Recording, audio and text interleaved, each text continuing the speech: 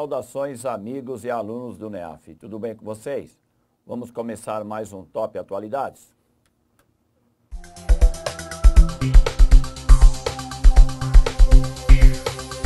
Começando então o Top Atualidades, entrando aí na sua tela com o professor Marcos José, material da Raquel Basiloni. Top Atualidades de 4 a 10 de novembro, Mundo Meio Ambiente. E a gente começa a falar do CO2 tem de começar a cair logo, diz IPCC. O painel do clima da ONU lançou seu alerta mais contundente até agora, dizendo que, se as emissões de CO2 não começarem a cair nesta década, será difícil impedir o planeta de ficar 2 graus centígrados mais quente, limite mais arriscado do aquecimento global. Então, o que você vai fazer quando for dar uma lida nessa notícia, não é, candidato? Você vai emendar isso com, por exemplo, a questão da falta de água em São Paulo, não é? Essa questão que tem a ver, sim, com mudança climática, não é só a incompetência aqui das autoridades, mas também tem a ver com o aquecimento global. Tivemos o ano passado recorde de temperatura no Brasil, então o 2013 foi o ano mais quente e parece que promete também 2014 ser o mais quente. Então, sempre quando você for fazer aí a pesquisa, vai ler sobre essa questão que eu estou apontando para você, você não deixa de emendar com as situações que vêm ocorrendo, né? Por exemplo, que está tudo indicando que houve um aumento de desmatamento na Amazônia. Então, faz essa ligação aí que vai bem. Legal, candidato?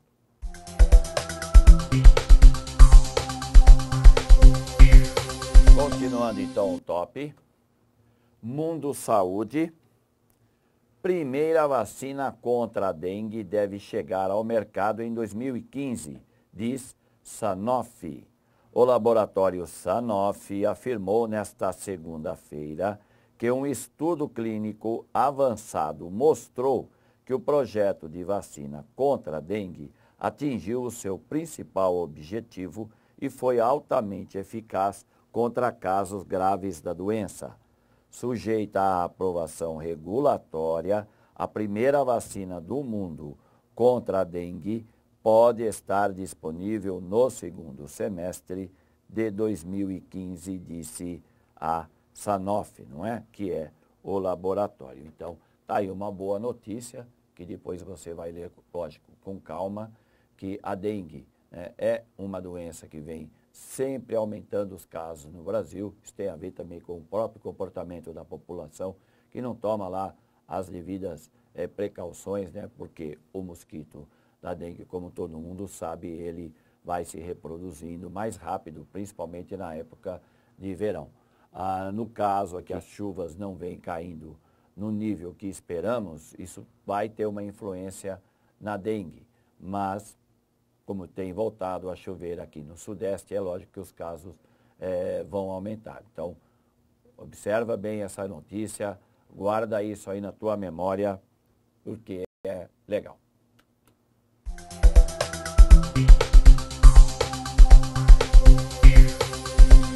Top Atualidades de 4 a 10 de novembro. Mundo Política. Estados Unidos realizaram 146 plebiscitos e referendos nas eleições desta semana. As recentes eleições gerais no Brasil levantaram a questão do plebiscito e do referendo para decidir sobre a reforma política. Ainda pouco utilizada no país, a pesquisa de opinião pública sobre temas importantes para a sociedade é corriqueira nos Estados Unidos. Nesta terça-feira, dia 4, quando os norte-americanos compareceram às urnas, foram votadas 146 medidas, sendo que 35 delas são iniciativas de cidadãos, ou seja, não necessariamente virarão lei posteriormente, mas servirão de baliza na discussão desses assuntos, que vão da legalização da maconha ao salário mínimo, com propostas também sobre aborto, alimentos transgênicos e porte de arma. Então, isso é muito típico numa sociedade cuja a democracia já é mais que tradição, mais que praticada. Democracia nos Estados Unidos tem realmente um excelente histórico, coisa que nós estamos buscando aqui, porque a nossa democracia, inclusive, houve aí um domingo que muita gente foi contra ela, não é? Então, no caso dos Estados Unidos, isso pode acontecer lá, e ainda bem que acontece aqui. Mas a democracia, como a gente acabou de ver, nos Estados Unidos, ela é praticada de uma forma muito plena. Essa questão, não é, que levanta aqui os plebiscitos que foram discutidos nos Estados Unidos, inclusive com a questão do aborto, a questão da maconha, você também não pode esquecer que na semana passada, e eu já tenho falado aqui já há um bom tempo, Barack Obama acabou de perder, né, no Legislativo o seu último reduto de maioria. Então, o Senado já não tem mais maioria democrata, ela tem maioria republicana, como eu já tinha dito, né? Não é uma previsão, porque isso já era esperado. Barack Obama agora passará 2 anos governando com maior dificuldade, já que ele não tem maioria na Câmara dos Deputados e agora perdeu maioria no Senado. Guarda bem isso, que é importante.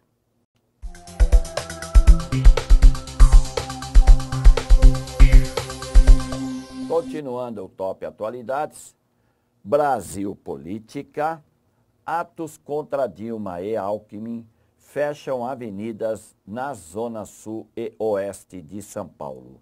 2 protestos realizados na tarde deste sábado, dia 1º, fecharam várias vias das zonas Sul e Oeste de São Paulo. Os atos tiveram motivações distintas. Em um deles, que começou na Avenida Paulista, os manifestantes pediram o impeachment da presidente Dilma Rousseff, do PT, e defenderam até a intervenção militar para tirá-la do poder. E ainda bem, não é, candidato, que a democracia permite isso, que esses manifestantes possam ir à rua, ou às ruas, ou às avenidas, reclamar do governo e até pedir para aqueles que proibiam, antigamente, né? Ainda bem que parece que colocaram aí os seus pezinhos direitinho lá dentro do quartel, mas essa turminha não permitiria isso se eles estivessem no poder. Turminha que eu estou falando, lógico que você entendeu, são os militares.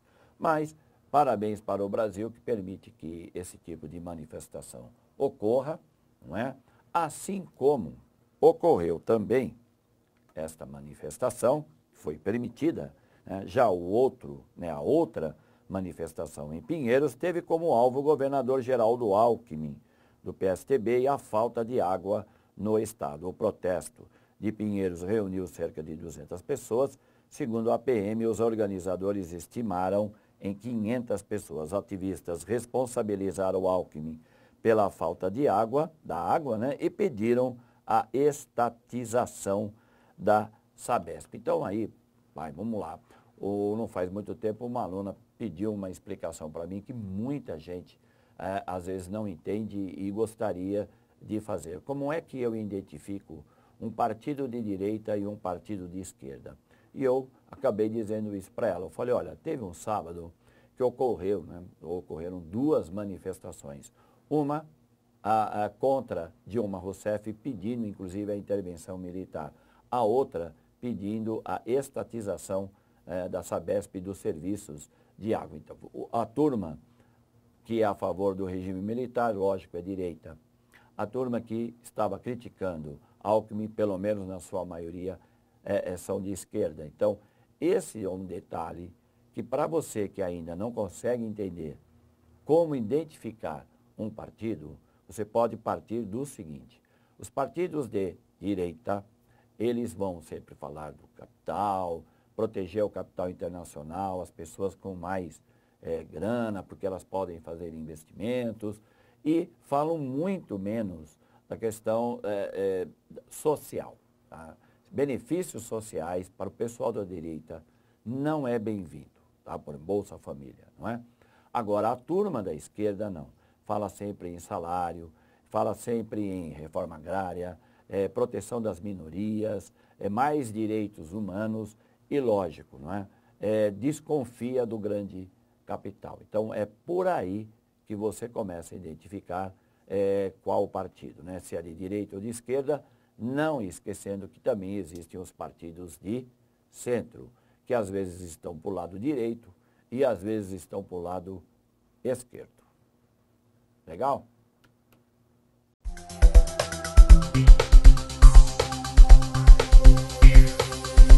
E vamos então à solução do desafio da semana passada. Com a crise econômica aprofundada em 2008, uma classe de países da zona do euro passou a ser chamada de PIIGS. Nesses países, a arrecadação caiu, apesar de o emprego ter aumentado, afetando a manutenção das políticas de bem-estar desenvolvidas há décadas. B.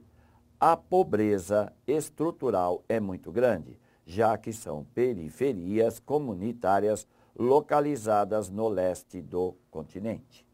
C. As taxas de desemprego são as mais expressivas do continente, apesar de a sustentabilidade das economias nacionais ter diminuído. D. Os gastos públicos são excessivos e o endividamento descontrolado, ao ponto de suas dívidas serem iguais ou superiores a 50% dos seus PIB. E E. Os investimentos do bloco econômico continuam sendo fortes, mas houve o aumento da desconfiança da população nacional devido à corrupção.